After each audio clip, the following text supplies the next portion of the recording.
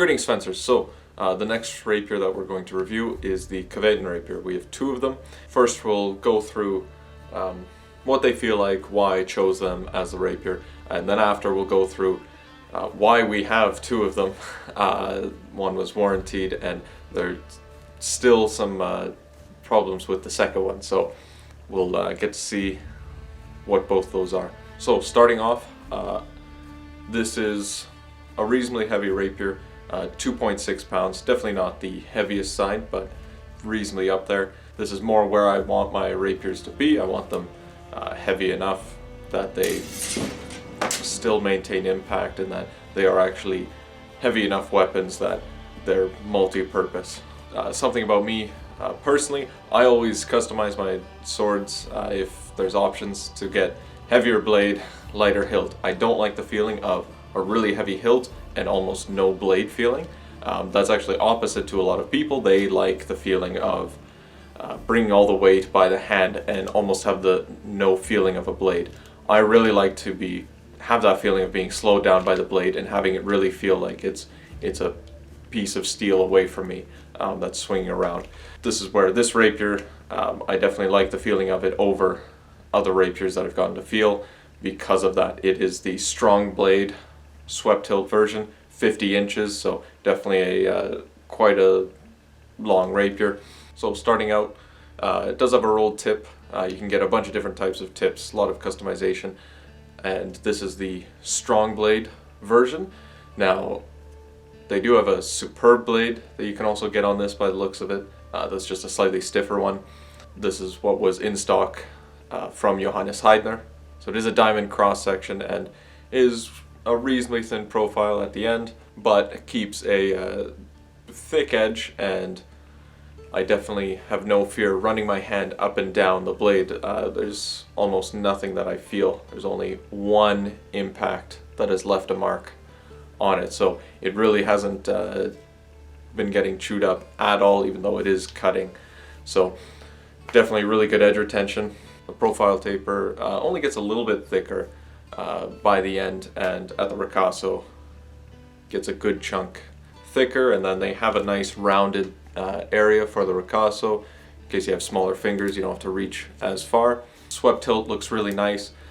Something like this I have taken thrust to my fingers and thumb, so if you are wanting maximum safety, you should go with some sort of cup hilt.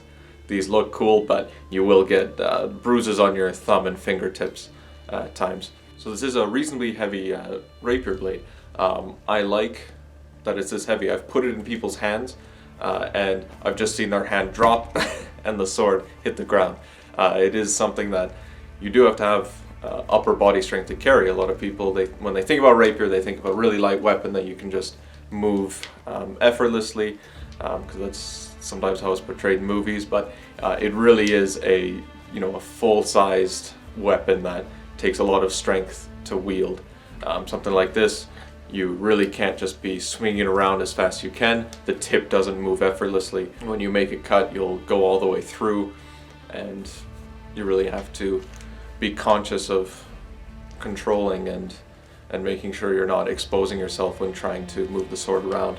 The point of balance for this blade is a little bit further up, and so again, I like that it's further out there. When people are pushing on the blade, I can feel it. When I cut, I see that they do have to make sure they're parrying it strongly, otherwise it will continue to go through because the weight is further up and will hinge over. Now for flex, it is a very flexible sword. It's definitely not a stiff blade at all. It can definitely flex in on itself because it's so long. The further something is from the body, the weaker it is. So this weak is weaker than a 40-inch rapier.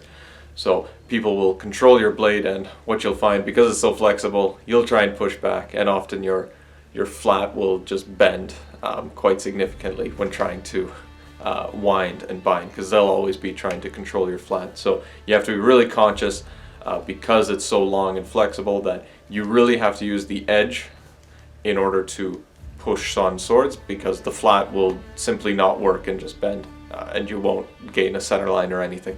The handle is leather wrapped and it's and very triangular. It fits fine, again with a rapier, because your hand's sitting up there. I don't really notice whatever the grip is or what it's shaped like. It just kind of will always fit.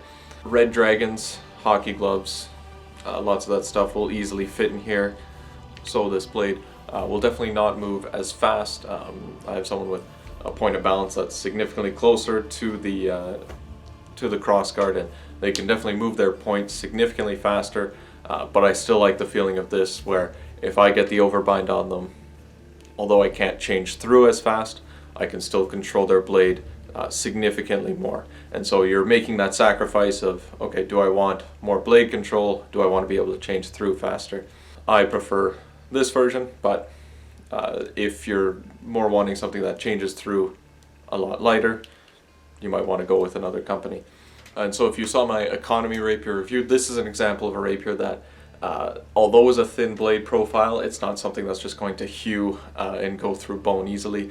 This is something that at least has enough weight behind it to get through clothing a lot more. And so with this, we'll count a lot more cuts to different areas. Again, to the chest, it's not going to go through a rib, but it'll at least get through the clothing on pretty much anywhere on the body for cuts. So this is a bit closer to an all-purpose rapier that we can at least make cuts, and we'll consider them a good enough impact that will stop the exchange and consider them disabling at times. So the one piece of constructive criticism that I have for the exact design of it, this ring guard does have a problem, at least specifically for my hand size, that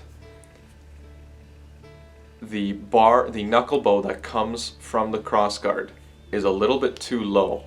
And so if I'm holding my finger over the blade, it pushes directly into my knuckle. Now that's not a problem if I'm wearing gloves, but if I want to use this rapier without any gloves, it is extremely uncomfortable, because every impact is a shock directly into my finger, and so I usually have a big bruise on my finger after using it without it. That's one of the reasons why I started going to a 2-finger grip with this rapier. One, to control the blade a little bit more, but two, to stop that middle finger just getting impacted a lot. So if that could somehow be extended so it was further out when it came down, and that way it wasn't against your middle finger, that would be something that would at least make it usable without gloves. So now what went wrong? So this is the first rapier that we got. I was using it against an economy saber, so a very light weapon, something that's only like 700 grams. So really shouldn't have been pushing it. I wasn't using it against long swords or anything, and I had it bend right on the ricasso. So the whole blade was bent off to the side. After my first time having the Kvetun longsword be bent low on the sword, I was kind of like, I really don't want to have to deal with that. I don't think that's right. So I did contact them and said, hey, the sword bent in the ricasso. I don't think that should be happening. And they agreed that, yeah, that shouldn't be happening. So they sent me a new one. This leads me to believe that there was also some hardening problems in the lower part of the sword, because there's actually some really big chips. They don't look super big on camera, but I remember the sliver, the other piece of the steel was sticking out, and it was super sharp. I had to dull it down in order to make it usable, and there's other chips down here at the thicker part of the blade, and no chips at the weaker part of the blade. So that makes me think it wasn't quite hard enough. The pommel is also a touch loose. So a couple months later, we got the new one. So I've gotten to use the new one a couple times. Nothing has happened with the blade, which is good. It all seems fine. There's pretty much no marks on the blade. But something that did happen, which isn't the end of the world, but is definitely not great, is the grip is really loose, and the pommel can really spin both directions. So because it's a peened rapier, that's kind of not super easy to fix. There's a couple ways that I'll think of trying to do it, but again, it's not it's not as easy when I can't just take it off. Definitely that's a little bit of an annoyance that both rapiers sort of have slight issues with them. So overall, my thoughts on this rapier, I've gotten two with some slight defects in them, so you know, I've gotten unlucky. So if you're wanting a really nice looking, sort of more blade heavy rapier, especially something that's to be bought in stock in Canada from Johannes Heidner, this definitely would be a good choice. But if you're wanting more of that lighter moving one, there are other rapier manufacturers that might be better suited to what you want. So it's very much personal preference. So I do still like these, and I prefer them over some other rapiers that we've used, but again, that's sort of an unlucky thing getting two in a row. So with these two rapiers being not quite perfect, it's hard for me to just say definitely go get these, but they are the type of rapier that I like the feeling of more so than lighter rapiers that I've gotten to feel. So thanks for watching, keep studying, keep practicing. So this is a reasonably heavy rapier blade.